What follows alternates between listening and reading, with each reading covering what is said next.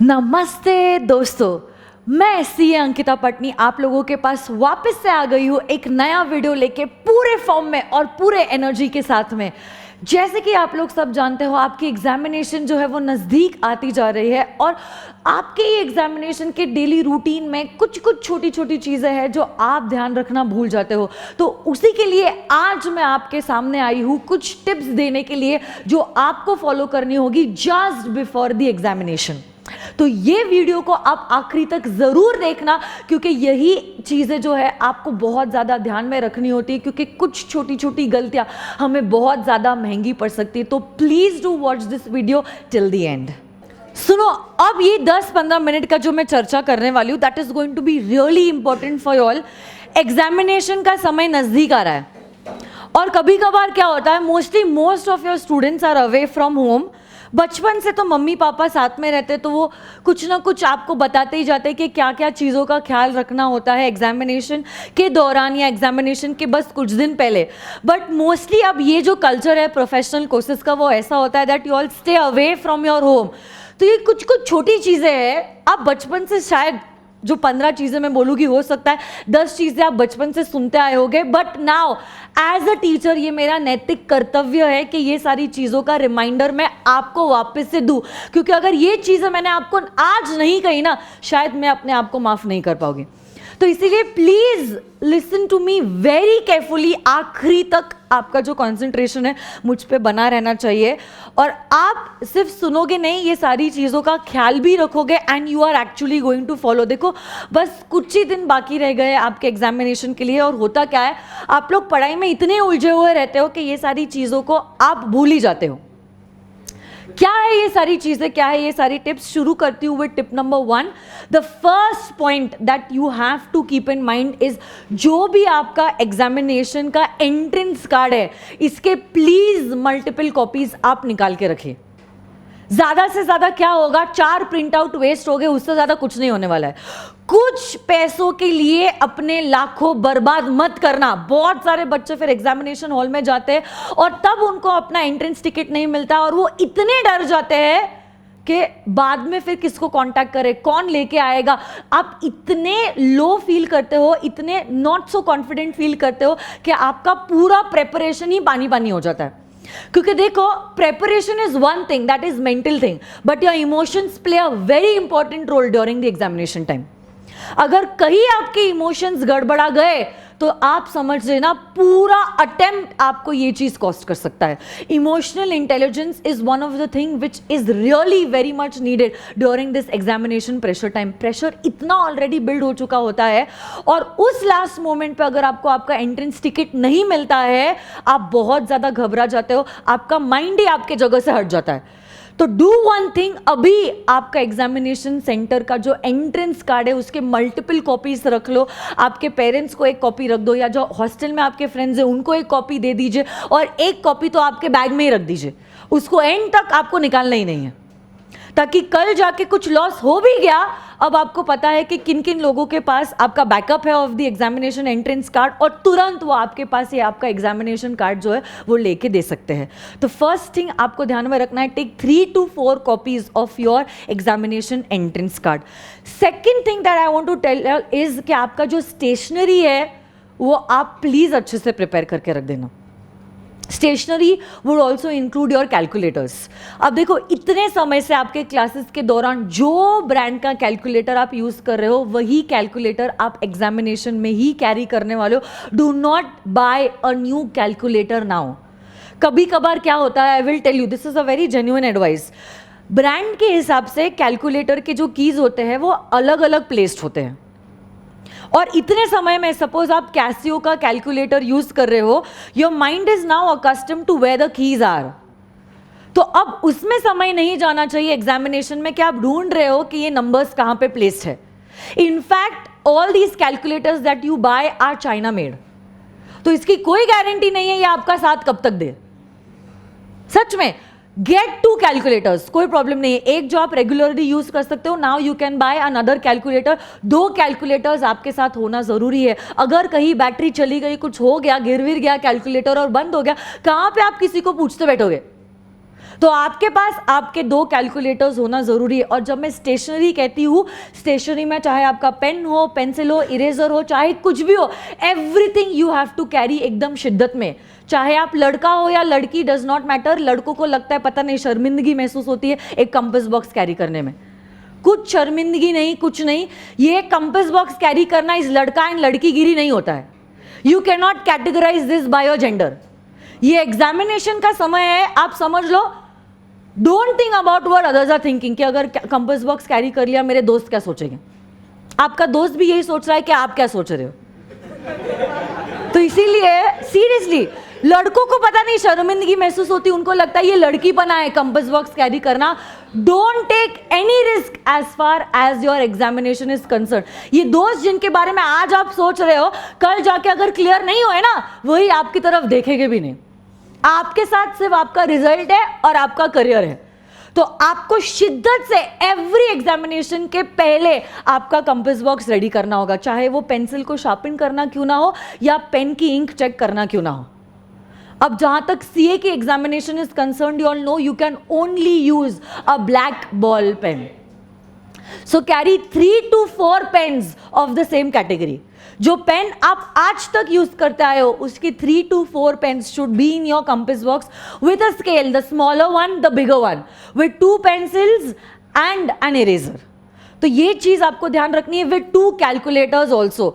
तो आपका स्टेशनरी जो है वो फुल्ली फ्लेज्ड होना चाहिए and it should be prepared 1 night before you are going for the examination. तो अगर कल एग्जामिनेशन है, आज रात में सोने के पहले सबसे पहला काम होगा कल सुबह की बैग रेडी करना। तो ये चीज आप करोगे 1 night before the examination. The third thing that you are doing is make sure where your examination centre is. देखो, अगर हो सके please visit the examination centre beforehand. आज हॉल टिकट आ गई है, आपको ऑलरेडी पता है आपका एग्जामिनेशन सेंटर कहाँ है। सपोज आपने हफ्ते भर मेहनत की, अब आप पक चुके हैं, आपको ब्रेक चाहिए, कहीं और घूमने के बदले आपके पेरेंट्स के साथ या फ्रेंड्स के साथ go and visit your examination centre, ताकि आपको अंदाजा है एग्जैक्टली कितना समय लग रहा है और कहाँ आपका एग्जामिनेशन हॉल है। इनफैक्ट एग्जामिनेशन के दिन, सपोज अगर आपका पेपर 11 बजे है, सपोज से फॉर एग्जाम्पल आपका पेपर 11 बजे, ऐसा नहीं होना चाहिए कि आप पहुंचे पौने 11 बजे। Reach before hand at least for the first paper. If your examination is going to start at 11, you have to make it sure that you are reaching the examination center by 10 o'clock, so that you get accustomed to that environment. आपको exactly पता है कौन से block में, कौन से classroom में आपकी सीट्स है, क्योंकि चार्ट्स नीचे डिस्प्लेड हो गए।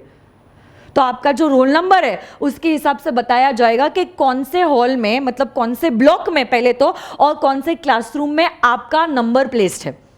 And you are not going to be familiar with that examination hall, क्योंकि आपके स्कूल या कॉलेजेस में आपकी एग्जामिनेशन नहीं है।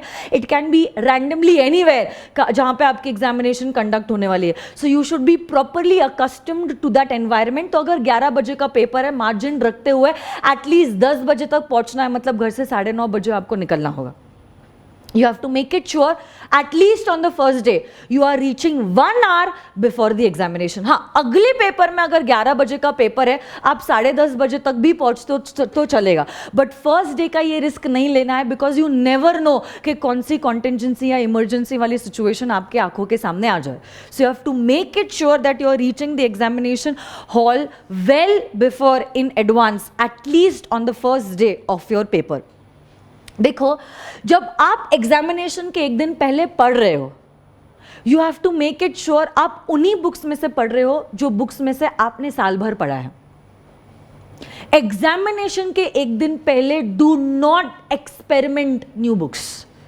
बहुत बार क्या होता है, हम घबरा जाते हैं और फिर हम हमारे दोस्तों को पूछते तुम्हारा कितना हुआ, मेरा कितना हुआ है, और हम कंपेयर करना चालू करते। ये चीज़ तो आपको बिल्कुल नहीं करनी है। This is a must don't during your examination time. Examination का एक दिन पहले is not the time to discuss कि आपने कितना पढ़ा है और मैंने कितना पढ़ा है। बहुत बार फ्रेंड्स मोटिवेट करने से ज़्यादा डीमोटिवेट करते हैं, क्योंकि कल जाके अगर उनका पढ़ाई ज़्यादा हुआ है, आप स्ट्रेसफुल फील करोगे, आप टेंशन में आ जाओगे, आप घबरा जाओगे कि उसका तो इतना पढ़ के हो गया और मेरा तो इतना सा हुआ है, पता नहीं अब मैं क्या करूँगा। और सपोज उनका कम पढ़ के हुआ है, आपका एटीट्यूड लाइट हो जाता है। आप कहते हो अभी तक तो इनका इतना ही हुआ है, मैंने तो कितना पढ़ लिया, बहुत समय है मेरे पास, कर लेके हो जाएगा। तो देखो दोनों भी चीजें हानिकारक है। देखो हर एक इंडिविजुअल अलग इंडिविजुअल होता है, आप किसी को भी दूसरे के साथ कंपेयर नहीं कर सकते। Every person is a unique person and has a unique methodology of studying. तो कंपैरेटिवली स्टडी तो बिल्कुल नहीं करना है, specially 1 day before your examination. ये स्कैनर क्या है, ये इंपॉर्टेंट क्वेश्चंस क्या है, ये सब डिस्कशन में आपको जाना ही नहीं है 1 डे बिफोर योर एग्जामिनेशन। जो बुक आपने साल भर से पढ़ाई की है उसी बुक से आपको पढ़ना होगा even 1 day before your examination. This was tip number 4। Next is, देखो दो चीजें हैं। एक तो आप हैवी ब्रेकफास्ट करके एग्जामिनेशन के लिए जाओ, because food is also going to play a very important role. या तो अब सीए स्टूडेंट्स जो होते हैं उनका यूजुअली पेपर दोपहर के समय पे होता है 2 बजे, तो अगर आप लंच करके घर से बाहर निकलना चाहते हो, मेक इट श्योर कि पेट भर के आप खाना नहीं खा रहे हो। You have to make it sure कि आप लाइट लंच ले रहे हो। तो अगर सपोज आपका डाइट है 4 रोटियों का, मेक इट श्योर कि आप 2 ही फल के खा रहे हो। पेट भर के 4 का है 6 खा रहे हो, इतनी नींद आ जाएगी। पहले दोपहर का समय, इतनी गर्मी आजकल हो रही है, बफारा हो रहा है, उसमें एसी क्लासरूम्स अगर मिल गए बस पूरा माहौल बन जाएगा। तो यू मेक इट श्योर, देखो क्योंकि अगर आपका पेट थोड़ा सा कम भरा होता है आपको नींद नहीं आती है, आप जगे हुए रहते हो। आप लाइटली मत लो ये सारी चीज़ें मैं आपको कहती हूँ। ये सारे टिप्स जो मैं आपको कह रही हूँ ये सारी मेरी मम्मा ने मुझे कहे थे एज अ स्टूडेंट, और यही रिवाज को मैं आगे पास ऑन कर रही हूँ towards you all. Though these are small things but you all don't know these things play a very big role. मेरे 10th के एग्जामिनेशन में, आई टेल यू, मेरे आंखों के सामने ये हुआ है। 10th में जब मैं थी, हमारे स्कूल में, अब मेरे स्कूल में ही था मेरा एग्जामिनेशन, बट दूसरे सेंटर से भी बच्चे हमारे स्कूल में आते थे एग्जामिनेशन देने के लिए। एक बच्चा सुबह से आ गया 9 बजे से, कैंटीन में खाया पिया और पेड़ के नीचे बैठा हुआ था। ही स्लेप्ट ओवर देयर, और दिस इज रियलिटी।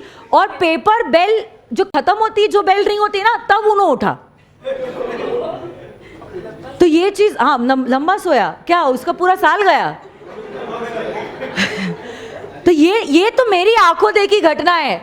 तब से ये सारी चीजें जो मम्मी बोलती है, मेरे को अपने आप ऑटोमेटिकली इज्जत आने लग गई और मैंने रियलाइज करा, stop talking. Though these are small things, these play a very important role. Make it sure that you are having a healthy breakfast, and if you are having lunch, your lunch is a little lighter as compared to your daily lunch that you have always.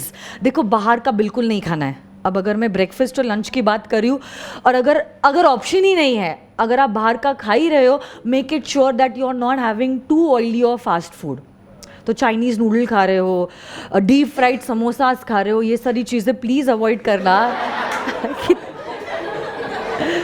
Please make it sure कि अगर option ही नहीं है बाहर का आपको खाना है, आप कुछ इडली चटनी खा रहे हो या कुछ पोहा खा रहे हो जो अ लिटिल हेल्दियर है as compare to other dishes, है ना। साथ ही साथ next thing that I want to tell you all is, everyone please maintain silence. सुनो, please carry your own water bottles and साथ ही साथ जो छोटी छोटी गोलियां होती है ना, स्वीट्स, वो भी अगर आप कैरी करना चाहते हो वो आप कैरी कर सकते हो। वो स्वीट से क्या होता है, I will tell you, it is allowed to carry sweets. या तो फिर पानी के बदले नींबू शरबत, ग्लूकोज का लेवल आपका हाई रहेगा तो एनर्जी आपकी मेंटेन रहेगी। आपने लाइट लंच किया है या ब्रेकफास्ट किया है, आपकी एनर्जी डिटोरिएट होती जाएगी। 3 घंटे का कंप्लीट आपका पेपर है and you have to write down continuously for 3 hours. Writing एक पार्ट है, आपका दिमाग कितना यूज हो रहा है, दिमाग यूज करने में एनर्जी कितनी जा रही है।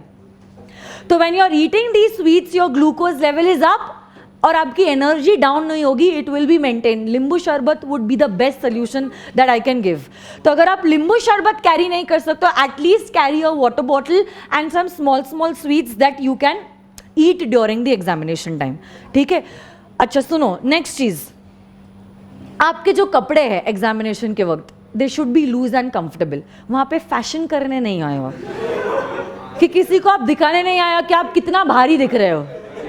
You have to make it sure,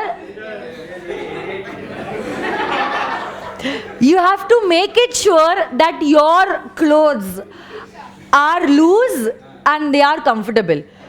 कोई भी चीज ऐसी नहीं, अरे कोई भी चीज़ ऐसी नहीं होनी चाहिए जो आपका माइंड डाइवर्ट करे ड्यूरिंग द एग्जामिनेशन टाइम। तो अगर लड़कियों की बात है, लॉन्ग ईयरिंग्स या bracelets, try to avoid all these things.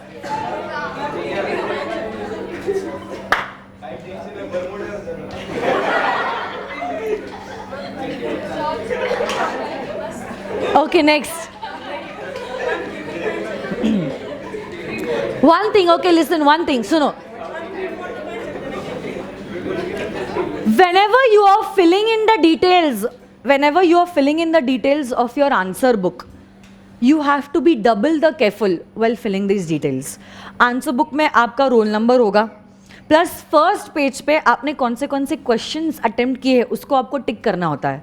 Plus अगर आपने कुछ सप्लीमेंट्स लिए होते हैं तो मेन इज 1, बुकलेट नंबर 1, और चाहे 2 सप्लीमेंट सपोज आपने लिए है अज्यूमिंग, तो यू विल राइट 1 + 2, मतलब total number of pages that will be attached would be 3। तो ये डिटेल्स जब आप भरते हो you have to be very careful, क्योंकि अगर आपने कोई भी क्वेश्चन नंबर के आगे टिक नहीं किया है, ज़रूर आपने ये आंसर्स लिखे होंगे, you are not going to get marks for these attempted questions because आपने उनको टिक नहीं किया है। तो ये डिटेल्स भरते वक्त you have to be very careful. आपके कुछ पेपर्स अगर एमसीक्यू हो गए, कौन से सवाल का जवाब आप कहाँ सर्कल कर रहे हो आपको बहुत ध्यान रखना होगा। क्या हुआ था मैं आपको बताती हूँ। 4 अटेम्प्ट पहले रैंकर स्टूडेंट था, रैंकर मतलब पूरी गारंटी थी मुझे that he is going to come in first 10 rank. CPT की बात है ये। क्या हुआ था, वो बच्चे 100 एमसीक्यूज आते हैं, 100 एमसीक्यूज लॉ के पेपर में 100 एमसीक्यूज आते हैं। अब क्या कर दिया वो बच्चे ने, अब जैसे कि ये क्वेश्चन पेपर है, ये suppose this is the question paper, okay, और क्वेश्चन पेपर है और ये आंसर पेपर है। अब उसने क्या कर दिया, क्वेश्चन 1 लिया, आंसर देते गया, ऐसे वो 99 तक आया, और जब वो लास्ट क्वेश्चन देखा उसने 100 की जगह ही नहीं थी।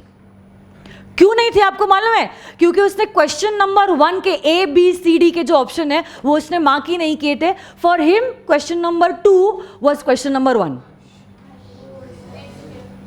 अब आप इमेजिन कीजिए, ऐसा रैंकर स्टूडेंट जो इतना होशियार है ऐसी सिली मिस्टेक अगर कर सकता है, this is a silly mistake, तो अब क्या कहें हम।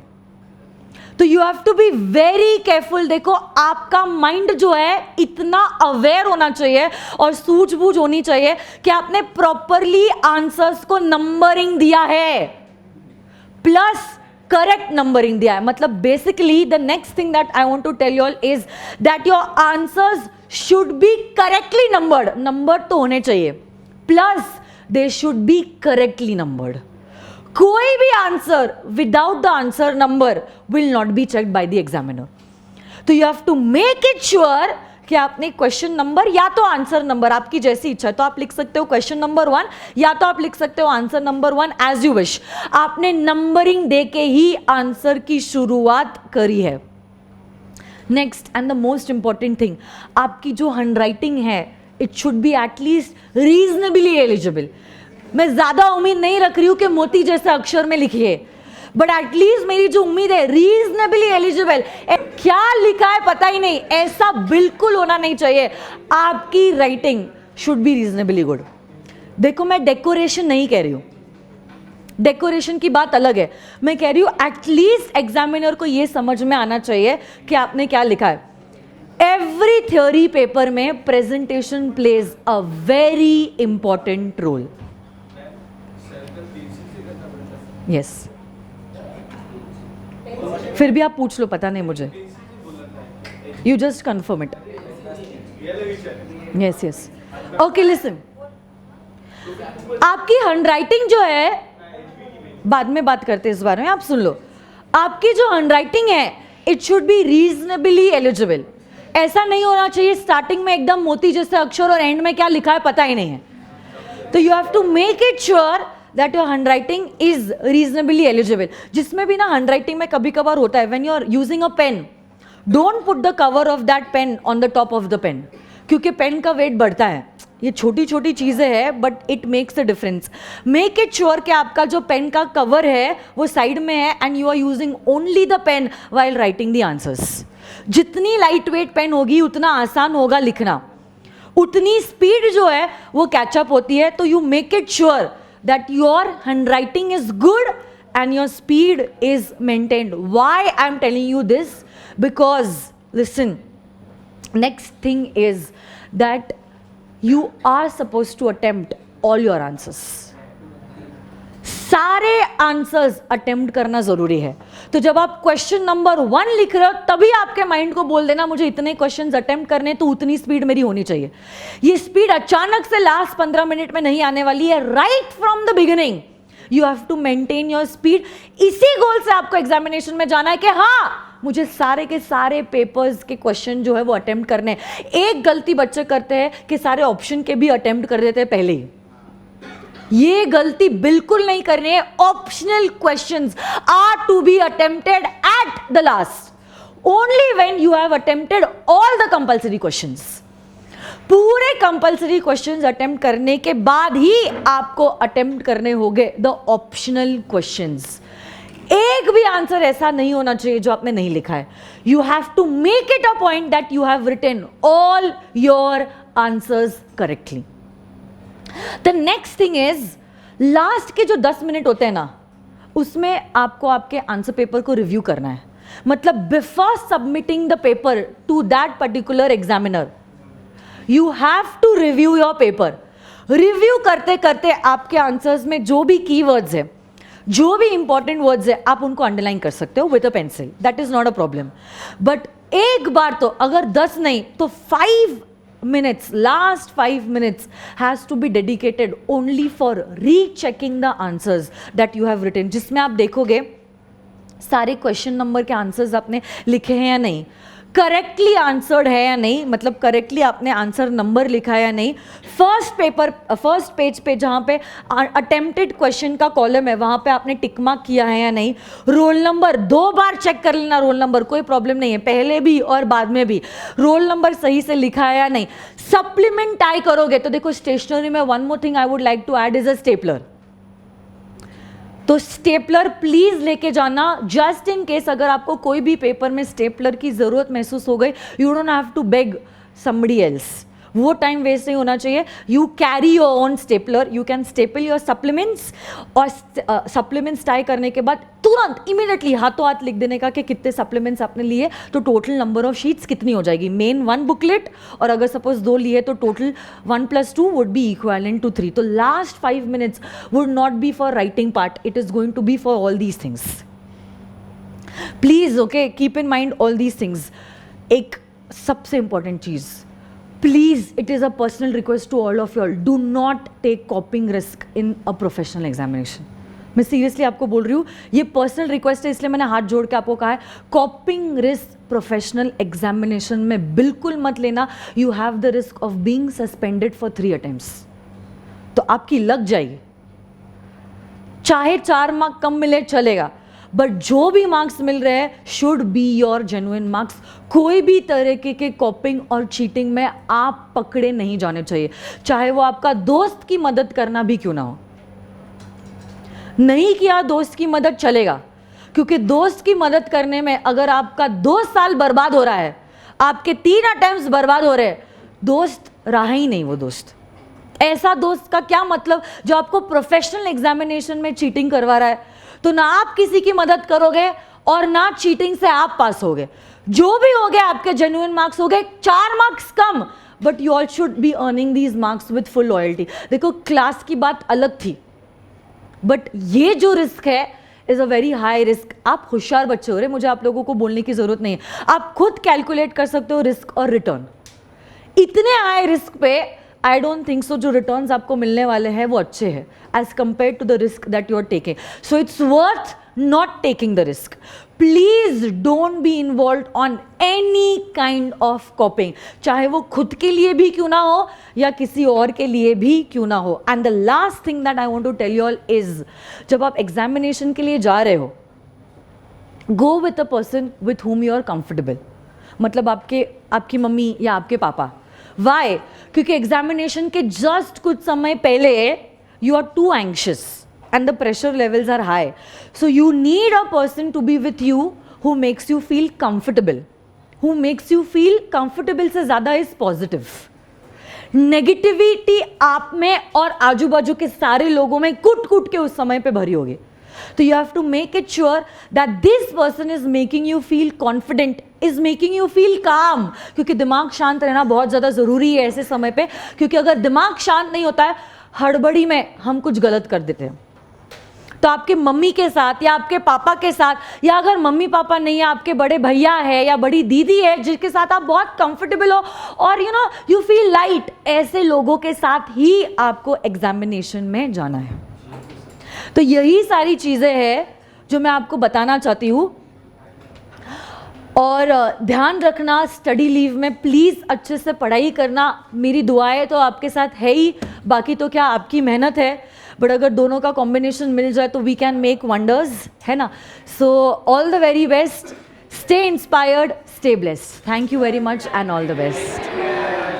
तो अगर ये वीडियो आपको पसंद आया है तो प्लीज़ जो भी आपके फ्रेंड्स हैं या रिलेटिव्स हैं जिसकी एग्जामिनेशन अब नज़दीक आ रही है, चाहे वो कोई भी प्रोफेशनल एग्जामिनेशन हो, बीकॉम की एग्जामिनेशन हो, 10th या 12th की एग्जामिनेशन भी क्यों ना हो, ये वीडियो उस तक ज़रूर पहुंचाना शेयर करके।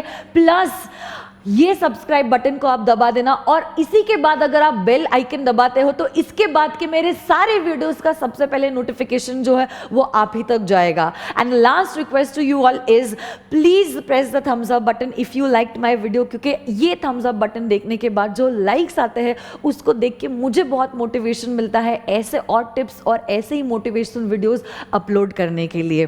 सो last thing that I want to tell you all is thank you very much. आप सब लोगों का खूब खूब धन्यवाद मैं आप लोगों को देना चाहती हूँ for always liking and commenting positively in my videos. Keep sharing, love you all, thank you so much, God bless you all, thank you.